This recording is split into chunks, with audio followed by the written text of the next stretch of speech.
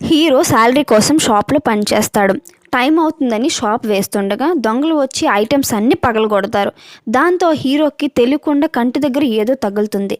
దాంతో అతను కింద పడి స్పృహ కోల్పోతాడు.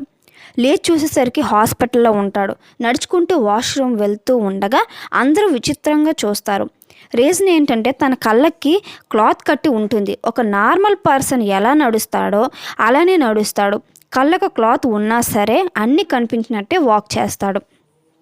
వెంటనే కళ్ళకున్న క్లాత్ తీసేస్తాడు. అంతలో డాక్టర్ మాస్క్ వేసుకొని వస్తాడు. కానీ హీరోకి క్లియర్గా డాక్టర్ ఫేస్ కనిపిస్తుంది. డాక్టర్ని మాస్క్ తీయమంటాడు. చూసేసరికి అదే ఫేస్ కనిపిస్తుంది. ఆ తర్వాత లేడీ ఇన్వెస్టిగేటర్ వస్తుంది. కొన్ని ప్రశ్నలు అడిగాక ఒక యాపిల్ ఇస్తుంది.